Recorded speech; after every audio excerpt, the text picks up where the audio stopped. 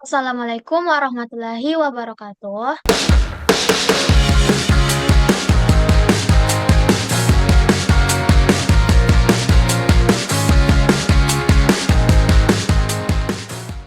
Halo semuanya, selamat datang di video presentasi kami dari kelompok 7. Jadi hari ini kita akan mempresentasikan terkait biotransformasi dioksin oleh mikroba laut dalam untuk memenuhi mata kuliah ekotoksikologi perairan. Oke, sebelumnya, perkenalkan saya Hani Humaira S. Adam dengan NIM L02123131. Saya Nadia Nur Cahyani dengan NIM R021231231004. Saya Nur Fadil Nabila Islamia, NIM L21231023. Dan saya Asmin Sidik dengan NIM L021231025. Oke, jadi itu tadi anggota dari kelompok 7. Oke, sebelum kita masuk di materi, kita harus mengetahui apa itu biotransformasi, dioksin, dan juga mikroba laut dalam. Biotransformasi adalah proses perubahan senyawa kimia oleh organisme hidup, terutama oleh enzim dalam mikroba, hewan, atau tumbuhan. Nah, selanjutnya dioksin itu adalah kelompok senyawa kimia beracun yang dihasilkan dari proses pembakaran tidak sempurna, seperti limbah dari industri, limbah plastik, dan banyak lagi limbah yang kita hasilkan dalam kehidupan sehari-hari. Nah, mikroba laut dalam adalah mikroorganisme yang hidup di perairan laut dengan kedalaman ekstrim, biasanya lebih dari 1000 meter. Nah, bagaimana biotransformasi dioksin oleh mikroba laut dalam? Jadi kita akan mengetahui bagaimana dioksin ini bisa terurai oleh mikroba laut dalam setelah video yang satu ini. Have you ever heard of dioxins?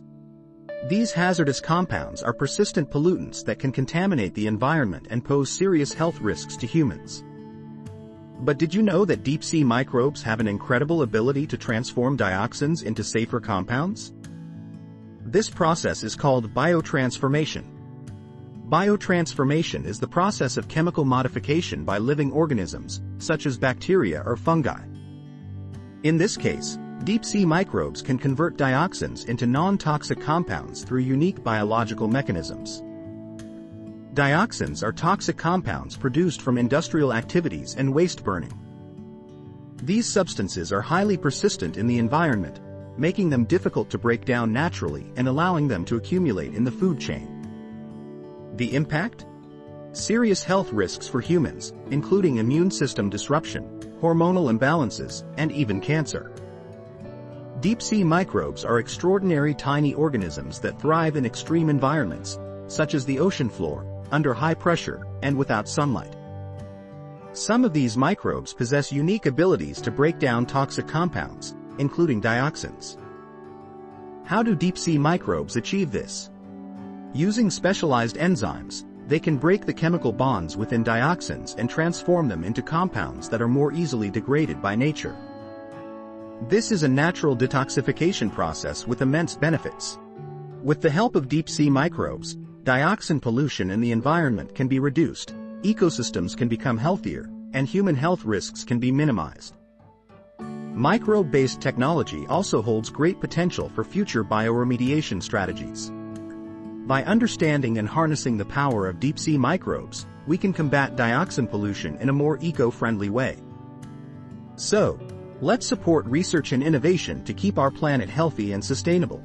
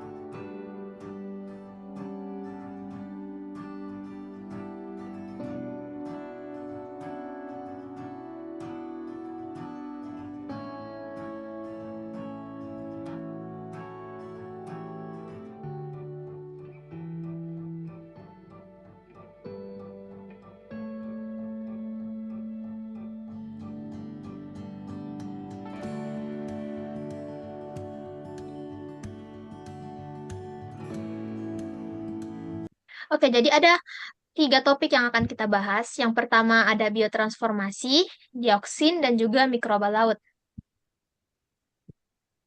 Ya, pendahuluan itu, limbah industri menghasilkan dioksin senyawa beracun dan persisten di lingkungan. Dioksin mengalami biomodifikasi dalam rantai makanan dan memiliki dampak kesehatan serta lingkungan yang serius. Bioremediasi menggunakan mikroorganisme menjadi solusi potensi dalam menangani pencemaran dioksin. Karakteristik dan dampak dioksin dalam lingkungan laut dan jenis mikroba laut apa yang berperan dalam biotransformasi dioksin, mekanisme biotransformasi dioksin oleh mikroorganisme, serta apakah bisa bioremediasi berbasis mikroba untuk pembersihan limbah industri.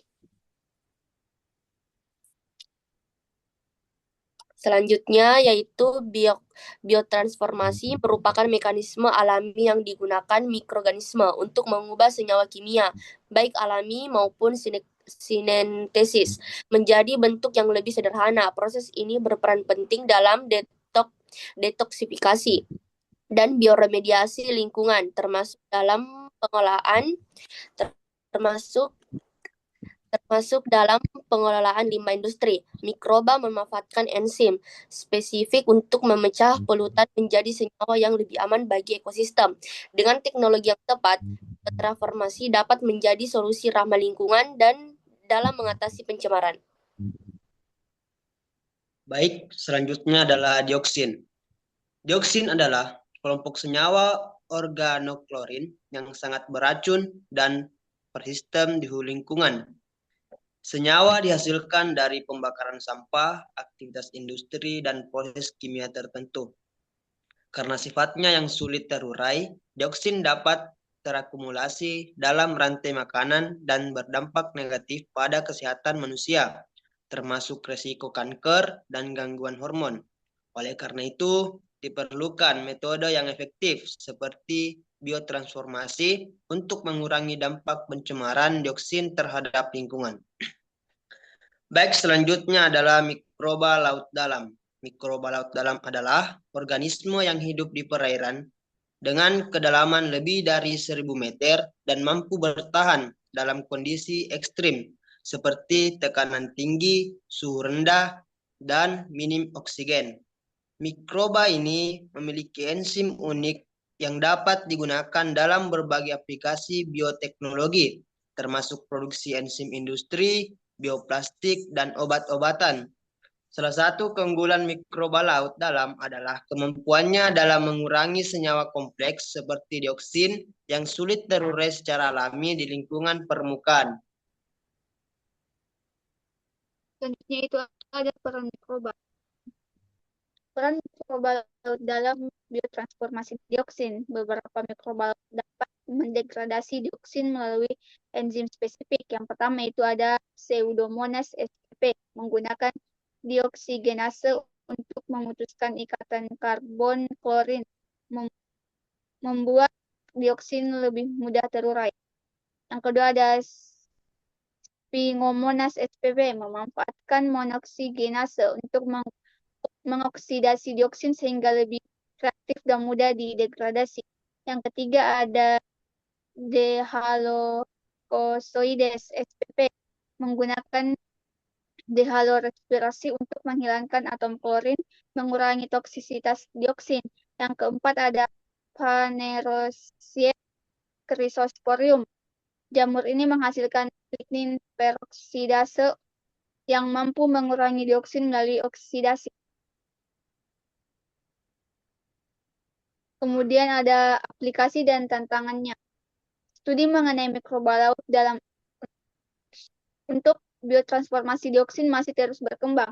Aplikasi praktisnya meliputi bioremediasi perairan tercemar dengan menanamkan mikroba khusus yang mampu menguraikan dioksin secara in situ. Yang kedua ada rekayasa genetika mikroba untuk meningkatkan efisiensi degradasi polutan. Dan yang ketiga ada pemanfaatan enzim mikroba dalam industri untuk pengolahan limbah beracun.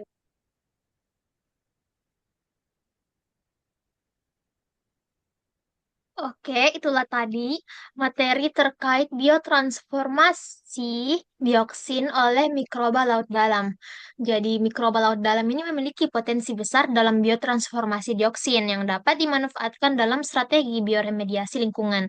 Nah, bioteknologi berbasis mikroba ini menawarkan solusi yang lebih ramah lingkungan dibandingkan dengan metode kimia dalam pengelolaan limbah beracun. Nah, untuk meningkatkan efektivitasnya, diperlukan lebih banyak penelitian tentang karakteristik mikroba laut dalam serta pengembangannya dalam skala industri. Oke, itulah tadi presentasi dari kelompok 7. Semoga materi kami ini bisa menambah pengetahuan kalian terkait ekotoksikologi serta pencemaran di perairan. Terima kasih. Udah, nanti ku upload. Silakan, Tip. Oke deh.